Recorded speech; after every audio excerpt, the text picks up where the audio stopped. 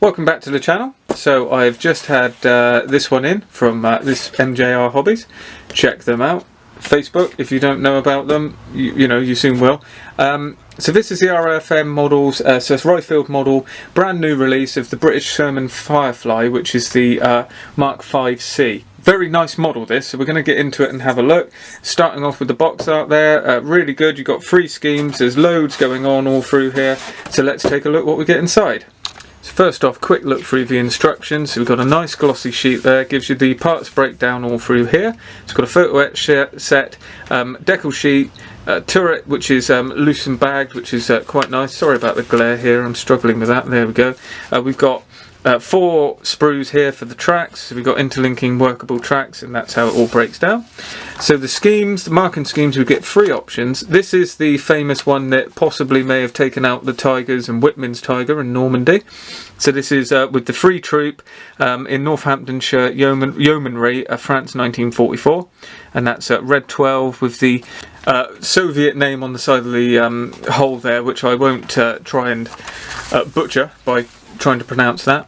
Then we've got a second option here, which is the Netherlands, British in the Netherlands, so it's the British Guards Armoured Division, 5th Guardian Armoured Brigade of the 2nd Armoured Battalion, Grenadier Guards A Squadron, September 1944, and pretty much overall scheme again with the aerial identifying marks on the rear deck there. And then we've got one which is quite a colourful option with the different insignia all over it, and this is one based with the 1st Squadron, 2nd Armoured Regiment, Polish 1st Armoured Division in UK, spring 1944.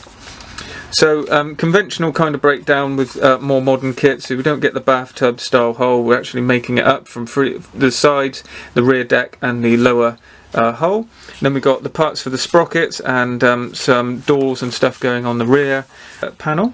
Few more detailed parts going through there, nice CAD drawings as well, showing you exactly how things are meant to go together. And this is on the side of the hole here, and we're cutting off bolts that are actually moulded onto the sprues, so that's something to watch out for, and applying them in the right position. We've got photo etch parts going on here, steel parts for the rear of the vehicle. Then the sprockets are going together.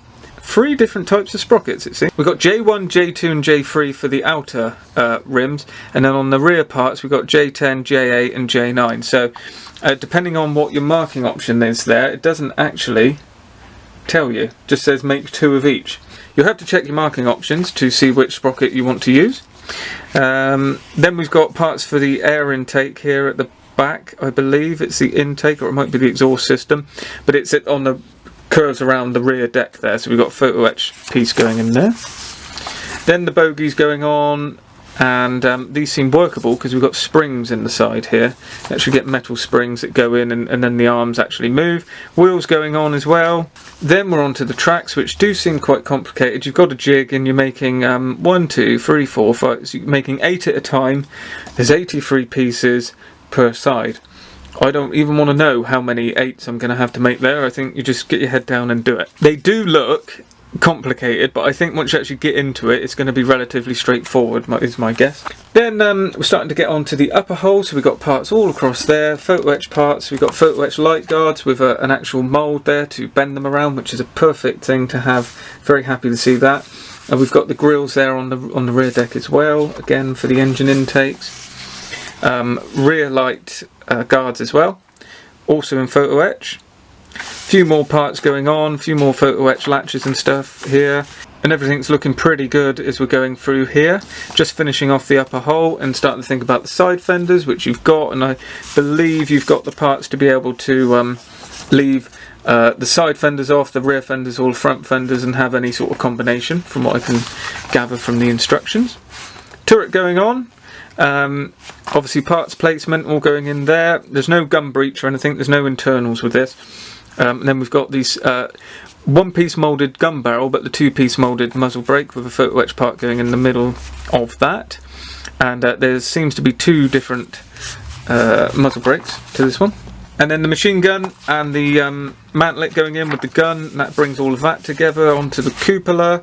Few boxes for the then we've got the radio box there, which goes to the rear part of the turret, and then the hole joins to the lower hole, and the turret ring goes on, and then we add in the tow cable. So it looks like a very nice detailed kit. So all the sprues are separately bagged, which is nice to see. So here you've got the whole sides, the bottom plate, the rear part as well as the front areas as well. This is the iconic Gearbox Housing. I can't think of what the name is now, but that's the bit that comes out from the front and you can slot a new one in. Nice cast texture over that. Really quite subtle actually. In fact, that looks exactly like what I did on a Sherman using Mr. Surfacer, so that looks very good to me. Let's zoom in and have a look at that. Yeah, I really like that cast texture. I think that's very nice indeed. That's on the turret as well. And you've got some casting numbers as well. So everything looks very good across here. I'm really enjoying the raised detail and the recessed detail all across here. Nice sharp bolt detail. The casting numbers is a real nice touch. We've even got cast texture on the driver doors as well, and the whole doors and the radio operator's doors. All looking very nice. Then we've got duplicate sprues here of Sprue H, which looks like we've got some exhaust, some of the fuel filler caps, and the caps that go on the top of the deck, some spare tracks, a few other small parts, all very crisply moulded as well, with very, very nice detail. And we've got some very fine wing nuts here as well. Then we've got Sprue C that caters for the front fenders, which are already pre-bent and moulded, so they're just two pieces. So you've got the front and the rear fenders there, I think, and these are the front side fenders, if that makes sense. So it's the side skirts, I guess, and there's the actual front fenders there, and these are the side plates. Again, very nice, very, very finely detailed stuff, and nice raised texture again with the bolt detail. This looks like more of a generic sprue, where we've got some tools, fuel cans, and the 50 cal and 30 cal machine guns, I think, there. And also some infantry weapons as well, so you've got some small arms. Might be leaning towards a sort of interior set, I don't know, that's a sort of generic Sherman sprue for some added bits and some tools, so looks pretty good there.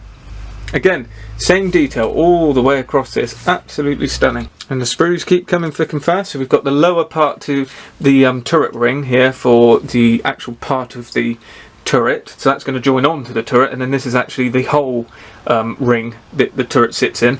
And we've got some the cupola here with the hatches. Again, nice cast texture everywhere it needs to be. You've got cast texture on the cupola, subtle cast texture on the doors, but it is there. Fantastic stuff. We've got pre-molded Periscope Guards here, which actually might be a good alternative to the photo etch. They have got a little bit of flash on them, but they might probably give you the right thickness as opposed to photo etch being a bit flat.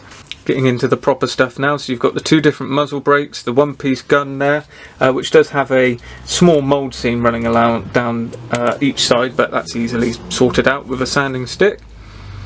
Nice mantlet there as well, with again the same cast texture.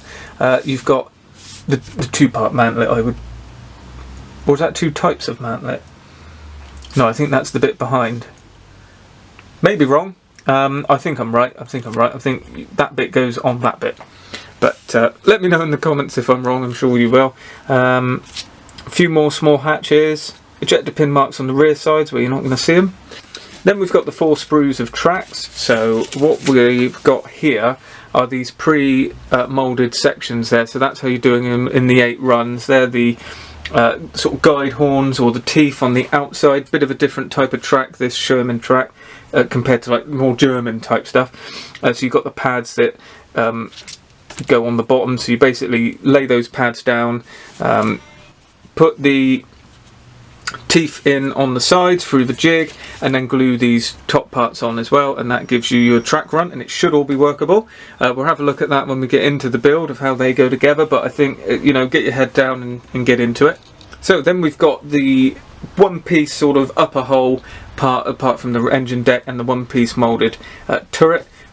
Really, I mean, the detail on this is absolutely superb. The cast texture all over this turret is just superb. Hopefully that's coming through there. Get a bit of light on it. Don't know if you can see that, but the nice roll texture and actually cast texture as well, with nice recessed parts, raised parts, everything you need all across there. It's absolutely stunning stuff. Really is lovely. It's about as good as you could actually do yourself, I think. You're not going to need to add to that. And we've got the same on the side walls here as well, of the hull, all running through there. Absolutely cracking stuff. This is a stunning model here from Rye Field.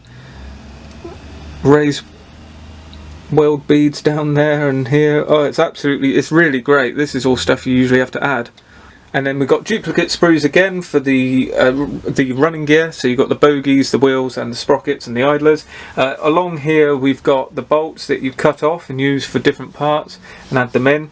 Different way of doing it, seen it before. Tasker sort of models do that as well. I have built a model where I've had to put 12 around the internal side of each wheel. Nearly drove me up the wall, but I did do it. And you could barely see it in the end, but I knew it was there. But you don't have to go quite to that level on this, thankfully, but these bolts are needed for certain parts. So again, the cast texture is actually on the bogies. It's brilliant.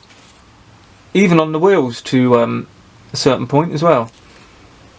Mould line around the rubber of the wheels, but you get that on everything. Even Tamiya are doing that. You just can't get away from it. And this is going to be workable suspension by the looks of it as well.